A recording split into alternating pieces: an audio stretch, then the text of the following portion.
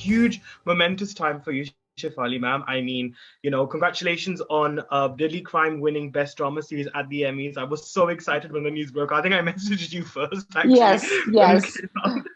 And then obviously Monsoon Wedding is also celebrating 20 years this year.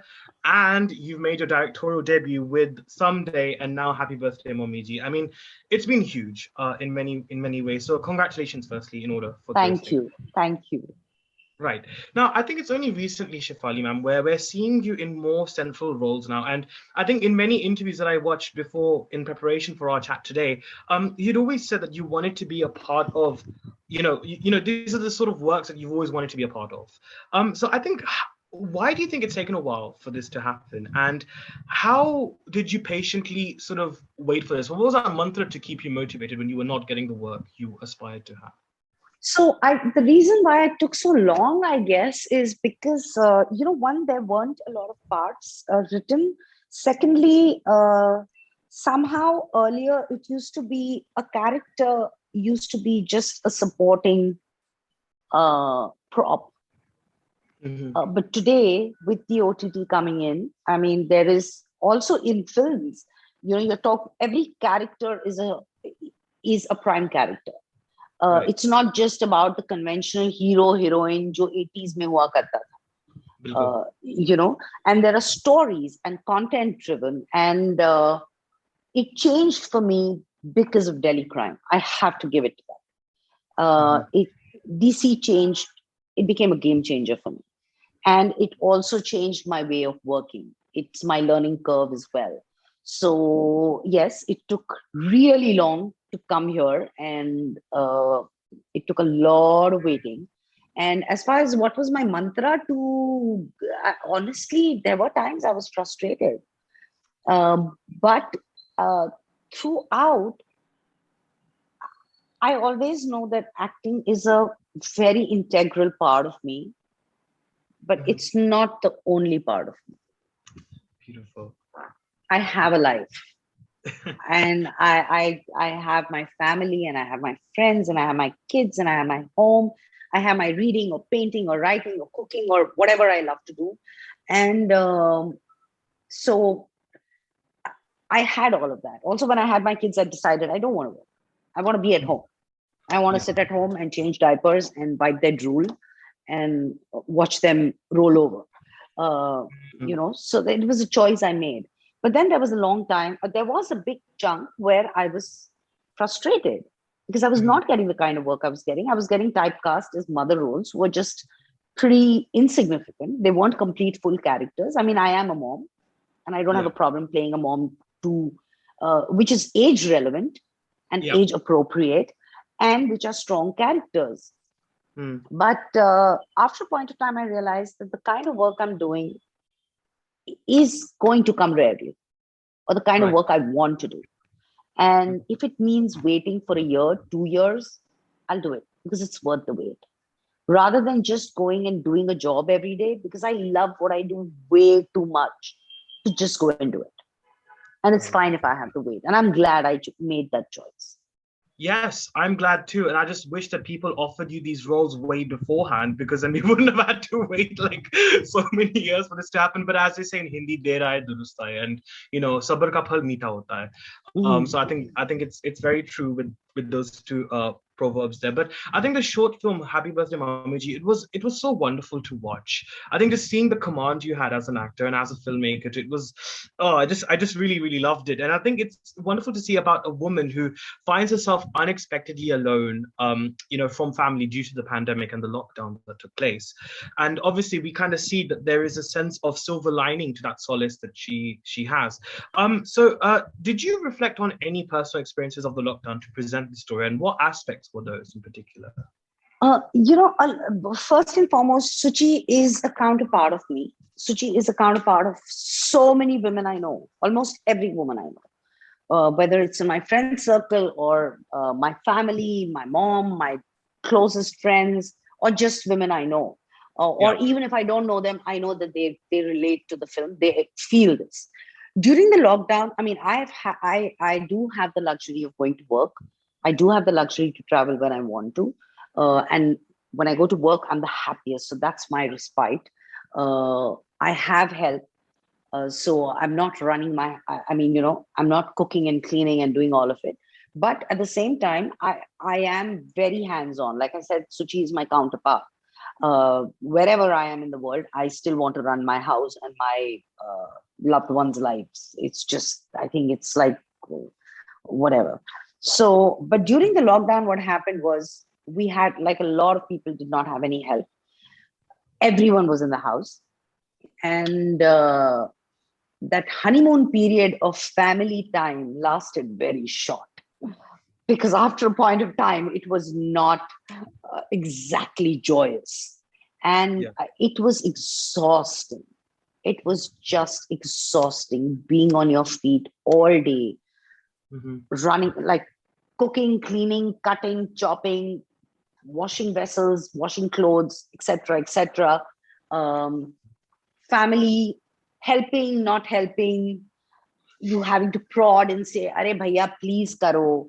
And their solutions would be, "Lekin mat karo na." And it would be like, seriously, mat karo kaise hota hai yaar? Corona का फिर से नाम आ गया कि देखो corona Ah, corona. it used to be like that. Like I remember once something we were having lunch, and so we were all sitting, and food was a very big deal in the lockdown, right? Because Yes, obviously, I totally. mean, yeah, and the bars, the wine shops were shut, so it became even bigger a deal. I remember at lunch, Vipul and Ariman and Maurya, we were all sitting, and I was just like, and they were like, "So what are you gonna eat for dinner?" And I looked at them and I said, "You all ate yesterday. Why do you want to eat today again?" And they were like, "What is she talking about? She's obviously delirious or something." Anyway, Right. so it came from there. Like I remember Okay. breaking down once or twice or a couple of times and telling that I can't do this anymore. I just cannot do this. And Yeah. I don't even have to do it every day. Mm, It got right. rubbed in my face during the lockdown. But there are women who do this day in and day out. Yeah. And it's Exactly. not easy. It's, in fact, running a house and being a homemaker is probably the toughest job in the world. Absolutely. And it's come at a very timely period as well, because we also had the Great Indian Kitchen, I think, which also touched on this theme. I mean, that obviously talked a lot more about misogyny and, the archaic norms of our society and all of that. But it's still nonetheless a very interesting topic that you've touched upon there. And I think the way she kind of has that rahat at the end in that bathtub, it reminded me of Juice, actually. When you suddenly in Juice, where you basically just drank that juice after being sweaty in the kitchen and all of that. It really reminded me of that. It made me nostalgic about that as well. But I think, Shefali ma'am, when it comes to acting and directing a film, even if it is a short film, regardless of the length, what keeps you aware as an artist? I mean, given the fact that you're fulfilling responsibilities in front and behind the camera as well. One thought that it was constantly playing in the back of my head was, do not become indulgent, not as an Right. actor, not as a maker. It was Hmm. very easy to become indulgent. Right. And you want to indulge yourself, you make a home video. Don't put it out there for people to watch. Right. Also, a very conscious decision because I was in front of the camera as well. I didn't want it to look like a one woman show. I didn't want it to look like a show reel. It's Ha just ha. that Bilkul. just in the pandemic, I wasn't going to find another actor to play it. It's risky. Two, they would have asked for money, and I wanted to put all the money into the film, and I was coming free of cost, and I was completely available at the director's Beckoning. discretion. Yeah. So Yeah. yeah, beckoning. So it all worked out fine. I mean, I was like, super, yay! Credit you to myself finally. I love it. Uh, so and also, I mean, comes from me, so I just Mhm. know her so personally, you Yeah. know. And yeah, so there was one, like, my one constant thing in my head was, do not become indulgent. Okay. Do not indulge yourself on this, and it cannot be a show reel for Shefali Shah. It's not. Okay. Good. Yes. I think that came out very clearly. And I think that sincerity wo nikhar ke aaya, I think, film mein. I mean, that's what I felt. In fact, also the themes the film revolves around the themes of second chances, hope, and liberation, which I think are very core in terms of life and the sort of experiences we have as people. So I guess how much do you relate to these themes as well personally? Completely and absolutely. Like I said, I have the option of making choices. A lot of women don't. Hmm. And if I did not have that option, I'd probably go nuts. Yeah. Like during the lockdown last year, I started cooking with a vengeance. Oh, And wow. yeah, completely. I went crazy. And I used to, so in the evening, that would become my time. And I enjoy Yeah. cooking. Hmm. And I would cook, listen to music. I would chat on Insta. I would just have these conversations. And I would do a lot of jugadu recipes because we were also trying to make sure that we were not wasting anything. And, Yeah. the shops weren't open all the time, etc., etc. I'd listen to my music, have my wine, cook, blah, blah, blah. And Hmm. I also knew that I am enjoying this because I don't have to do it every day.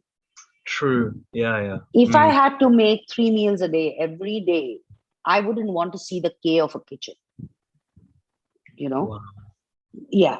So I am lucky that I have that option of making choices, but so many women do not, Mhm. just do not. And I'm glad you mentioned this as well, because I feel like, I mean, I mentioned juice earlier as well, but it's refreshing. I think nowadays, I've mentioned juice and refreshing. I did not intend on making that work, but it just happened. But yeah, so like juice and a lot of films nowadays, it's wonderful to see female characters, I guess, finally breaking free from that patriarchal and archaic norms of society. I often talk about how, cinema can act as a catalyst of change and all of that, but I think I wanted to get your opinion actually about the conversations. What do you hope will emerge from the conversations we have following the screen representations of societal issues and subjects? Well, yes, there will be, like, one of the things that right now, just before you, I was talking to someone, and this young guy, and he said the first thing I did was share the film with my mom, and I realized, God, she never took a me time off.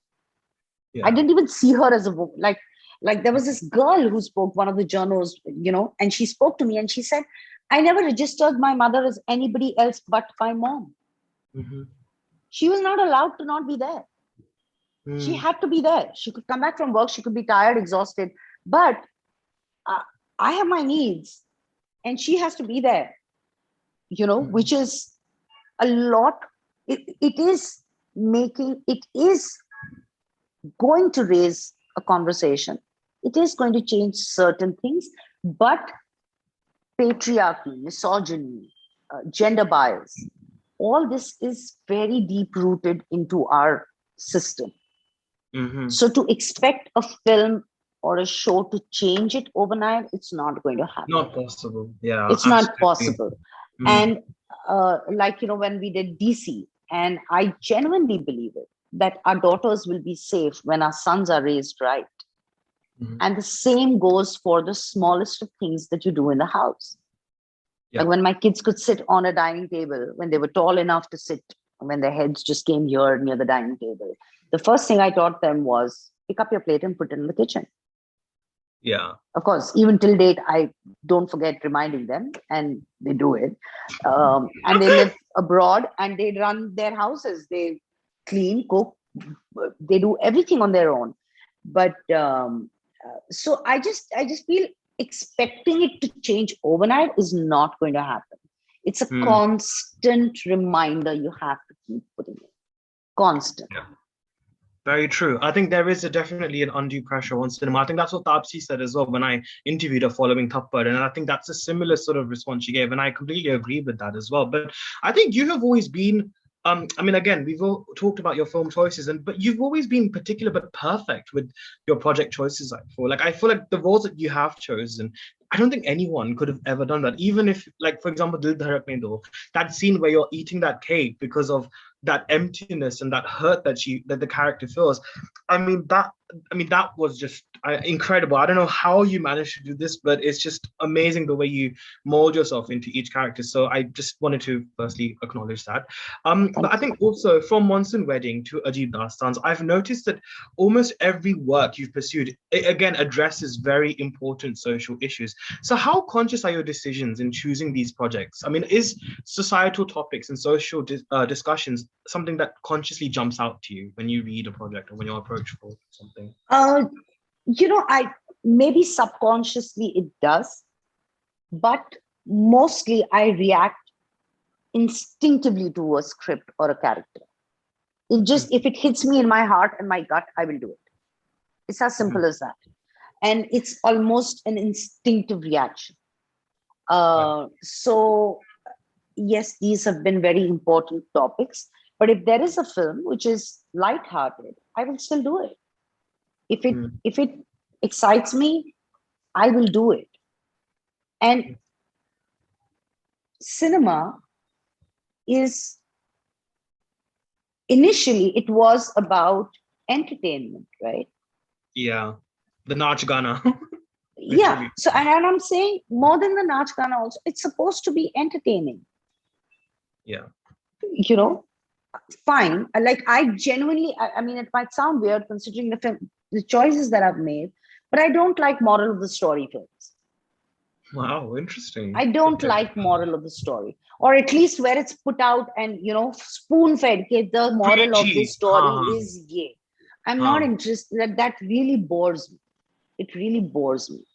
I mean, these are relevant, real issues. They're real. For a long time, people have been ignoring and pretending they don't exist, but well, they do. Yeah. And that's how, cinema is just a mirror of our own lives. So I'm glad we're talking about real situations, real issues, real characters. Absolutely. Yes, very true. And I think also I was talking about conscious decisions for you as an actor. I feel like an artist is always susceptible to getting typecast and bracketed into a particular image. So again, has that been a factor that you've had to consider when choosing to do a certain project as well? Absolutely. So particularly after Dil Dhadakne Do, because it was a big film, it was, watched a lot. And I got similar roles. Very good films, very good scripts, great directors, very good parts. But it was the same kind of, playing a mother to people who are just a couple of years younger to me, or stuff like that. And I just was like, you know what? I don't want to do it. I'll wait. And that's how it happened. And Delhi Crime probably happened because I said no. I said no a lot of times. Wow. Yeah. So every time they saw me, I think what worked for me was they saw me as a character rather than seeing this person in 4 projects a year playing the same thing or similar stuff. They saw me coming sporadically, but they saw me coming as a character rather than the actor Shefali. And I think that is what works for me. I mean, I take it as a compliment when people say, oh, and Manju felt this, and Ria did this, and Natasha was like this, rather than them saying Shefali played this part. Because then I've managed to throw Shefali out of it, and we just have a character in front of us, which is great, which is what I go out to do. That's what I aspire to. Oh, yeah, very well said. And I also think that nowadays as well, sometimes casting happens also not because of whether the person or an actor fits that role, but because of the baggage that they carry in terms of the image that they have and all of that, rather than actually focusing on their credibility and talent as well as an actor. I mean, thanks to the emergence of, the OTT platforms and the fact that we're seeing a lot more real narratives now surface onto the screen, do you think that approach to casting has also changed as well, or do you think we're still Absolutely behind? Absolutely, and not just casting. I mean, because of the OTT platform, the entire pressure of what works at box office is gone away. Yeah. So the star system, the release, the box office collections on a Friday, Saturday, Sunday, all of that pressure is taken away, and it's content driven. People, as creators, as every creative, whether it's a director, writer, actor, uh, you know, music director, every single one is challenged. Everyone's ready to push their limits. Everyone's ready to take chances and risks, and it's content driven, which is great. And there is no hero and heroine. They're characters, and every character is equally important to the script. So Yeah. I think it's fantastic. It's interesting you said this, and this is exactly why, for example, I like films like Suicide Squad, because what it does, even though it's like from the superhero universe, it's actually talking about a lot of gray characters where a situation is gray as well, and it's who's grayer than the gray and who's darker than the dark characters. And I actually love that aspect, and I think it's such a great shift that we're finally seeing, and I'm so for that. And I think it's about time that we see such representations as well. But I think also for you, because you said every journey of every project and every character you do is very different. But what do you discover the most about yourself as a person with every project and every story and character you explore? So it's always a learning. It's always a learning, and Uh-huh. you keep just gathering subconsciously also whatever happens on a set, who people you work with, you just, and not just actors, even other people you work with, Yeah. and it just kind of gets into you, and then it comes back. Whatever is the good that you've picked, it will come back somewhere. It will show in you as a person. When I do a project, I do it. I I want that part and the show or the film to completely consume me, drain me out, exhaust me, and take a Yeah. part of me that can never ever be replaced. Just Yeah. take away a part of me, you know. Yeah. So I leave myself back with every character I do. I actually do. For that every character that you play, it does, एक छाप छोड़ जाती है आपके ऊपर, you know. And Absolutely, absolutely. And I can't. I mean, like as much as it completely consumes me, it also completes me. Mhm. So yeah.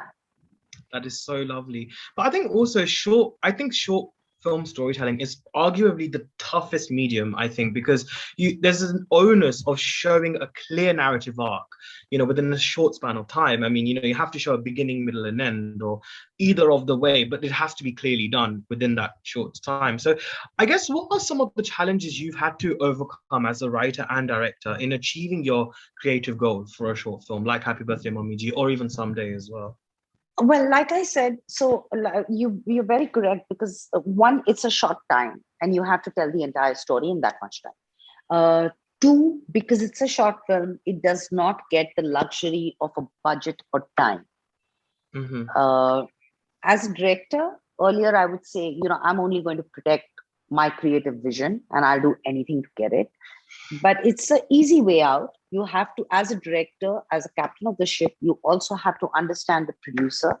You have to understand time constraints. You have to understand that this film will require this much money. I wanted to shoot that film out of Bombay in some beach place in Goa or something, but Yeah. realistically, I couldn't do it. It Yeah. wasn't going to be possible. It did. I could not put in that kind of money, Mm-hmm. you know. And but at the same time, I wasn't going to compromise on my creative vision. So, Mm-hmm.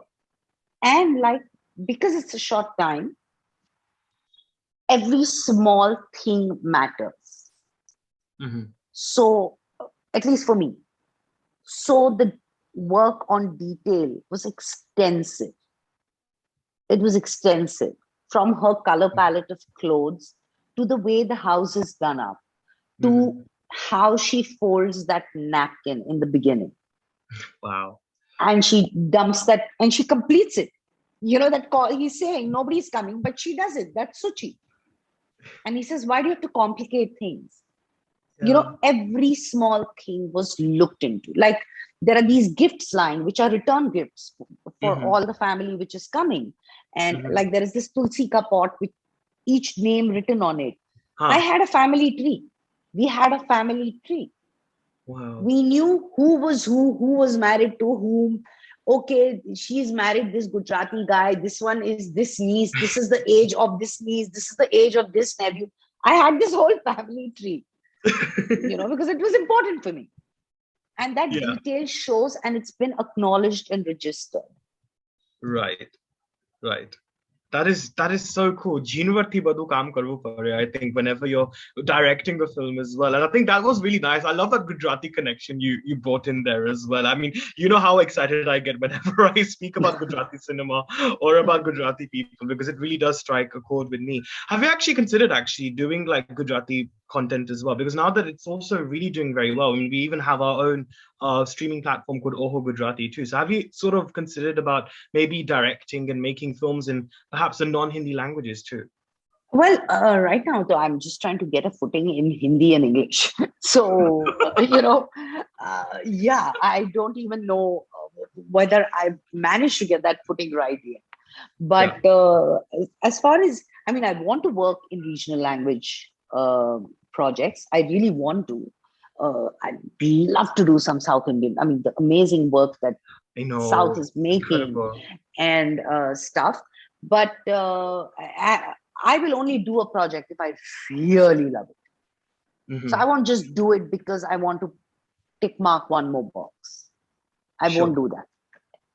That's good. That's wonderful to hear. I think I'm glad you mentioned about the projects as well. And on a final note as well, Shefali ma'am, I mean, you have an array of projects coming up. You've got Human, which is a medical thriller, Darlings, which I think seems to be like a dark comedy of sorts, and then you've got Dr. D, which is a social comedy drama, and then of course Delhi Crime Season 2, which I think tackles a very, very heinous crime again, and again will address so many different societal topics. So in what way have these projects individually pushed you and pushed the boundaries for you as an actor as well? So Human, the character I play is Gaurinath. She is unlike anything I've played, yes, but she is unlike any living human I know.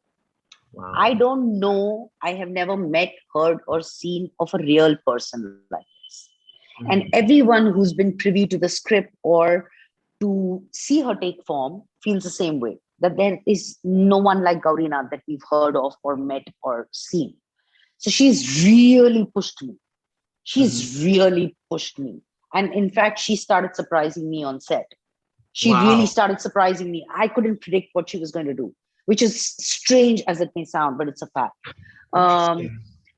I have been always considered as a very serious actor. I only do serious work, etc., etc. But there's a completely goofy side to me, and I am so happy I'm doing Darlings, because it's a dark comedy. It's wicked, and for people who don't know, I am wicked, and it's a genre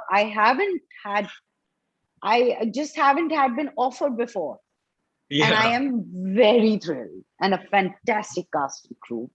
And then there is Dr. G, which is a very sweet, social, funny, sensitive film and ensemble cast. But I just really liked the script, and I said I want to be a part of it. And then, of course, this Delhi Crime. We are left with a couple of days of patchwork, which all got pushed because of the pandemic and all Yeah. of it. And yeah, so that's, once we finish that, then they'll do the post. I think they've already started work on the post. Wow. Well, it looks like definitely a very busy time for you, and I think a very exciting time for us as viewers and as people who absolutely love you. But you know what, Shefali, I think every interview that we've done, it's always, I think you're like a lucky charm for me, because every time we've had an interview, it's always been so candid, it's been so layered, and I think this is exactly what brings me joy as an interviewer and as a journalist. And Thank you. I think to see, honestly, it's just been so lovely. And I'm just so excited to see this exciting array of work coming up for you, and wishing you all the very best for that. And congratulations once again on Happy Birthday, Mummy Ji, and Someday as well, which I know is doing its rounds in the festivals. So, Yes, yeah, it's just got a congratulations. showcase at the Stuttgart in a couple of days now. Oh, wow, that's wonderful. Well, I hope that Yeah. also went well or will go well. I mean, I'm just looking forward to seeing it whenever it's officially released. And Thank congratulations, you. and can't wait to catch up with you again. Thank you. Thank you, Anuj. Stay safe. Take care. You too. Bye, Shefali ma'am. Bye. Bye.